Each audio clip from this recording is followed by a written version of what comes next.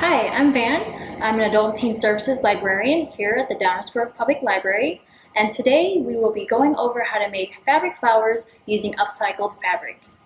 Here are a few examples of what we'll be making today.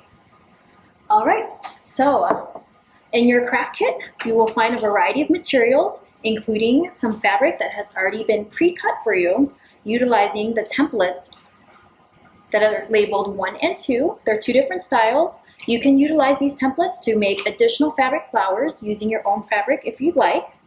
There's also a paper plate, which we'll be using as our working surface. In addition, you'll find a foam brush, a popsicle stick, as well as fabric stiffener in a 1-ounce cup. The fabric stiffener that we'll be using today is the product Stiffy made by Mod Podge. You'll also find 2 baking cups. If you'd like to substitute with a muffin pan, you can do that as well. There's also 2 paper covered floral stems. And then in the other little plastic cup, you'll find a push pin, which we'll be using instead of an awl. There's a couple of buttons as well. And then instead of a hot glue gun, we'll be using tacky adhesive dots, but of course you're more than welcome to use the hot glue gun if you'd like. And last but not least, there are some instructions that we'll be following today.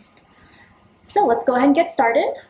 As you can see in the instructions, step 1 has already been completed for us, which is to use the templates and trace out and cut out the fabric flowers. So these I like to refer to as the stars or cutouts. So let's go ahead and get started with template number 1, which is this one. So you want to pair up the 2 pieces and then set one of them onto your paper plate and then get your fabric stiffener ready. So what you want to do is open up the little plastic cup and grab your popsicle stick and stir it really well. We want to make sure that we do this each time before we use the fabric stiffener.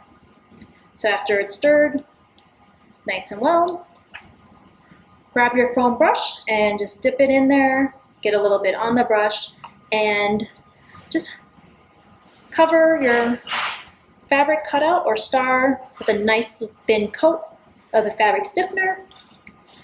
Flip it over and do the same on the other side.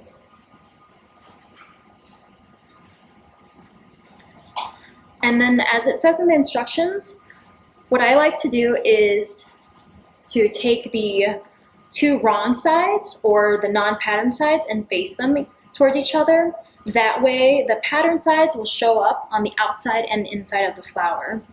So line those up offset from each other, meaning that the ends or the tips aren't lined up, but they're kind of off from each other. That's how I like the blossoms to be. And then after you do that, so something similar to this, you want to cover that second piece of fabric with the fabric stiffener as well. So again, just quickly brush a nice thin coat on there. And then at this point, decide which fabric you want to be on the outside of your flower. That is the side you'll put at the bottom of your baking cup. And so for me, I prefer the darker color in this case to be on the bottom. So I'm going to just set this in there nice and lightly into the baking cup. You'll notice that when you do it for this template, you'll get little ripples or little waves in the cup, and those are intentional. We kind of want the little curls or little ripples on the flower, so don't worry that it doesn't set in there super flatly. You want to set that aside and let it dry overnight. If you want to speed up the drying process, you can try to do that with a hair dryer. Just make sure that the flower inside is completely stiff and doesn't feel wet anymore when you move on to before you move on to the next step. All right, so again, set that aside, let it dry overnight, and after you've done so, we're going to carefully peel the flower from the baking cup. It's a little stuck usually at the beginning, that's completely expected, but after you get it going a little bit, it'll pop out. And after you take it out of your cup, what we're going to do next is grab our push pin so that we can create the hole for the stem to go through. So just go ahead and grab your push pin, and then roughly in the center of the flower, what you want to do is just push the pin gently through until you get the pin all the way through the other side. You'll notice that just one push of the pin will not be large enough for your stem to go through, so you'll have to repeat that action at least a second time.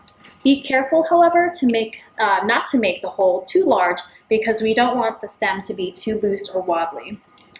After you get the hole in the middle of your flower, you're going to feed the floral stem through with the bent end or bent tip in the center of the flower. So again, just feed the stem through, keep the bent tip at the top or center of the flower. And then next we're going to affix a button into the middle, and we're going to do that with our tacky adhesive. So to do that, we're going to peel off the clear plastic and then just set aside the backing or the paper part. With the clear plastic, you're going to stick the adhesive dot onto the back of the button, press gently, and then peel off the clear plastic. And then just toss that plastic piece aside, and now holding the edges of your button, press the button up against the bent end of the stem, and then holding the center of the button as well as holding the back of the flower, you want to press firmly on to the button so that it attaches to both the stem as well as the flower. And there you have it. There's your fabric flower. And you want to repeat the same process for your second style as well, the second template. And so once you've completed the process, you have your 2 flowers, and I like to display it either in like a color cup, or you can also do it in a glass tumbler, however you'd like. We really hope you enjoy making your fabric flowers. Thank you so much.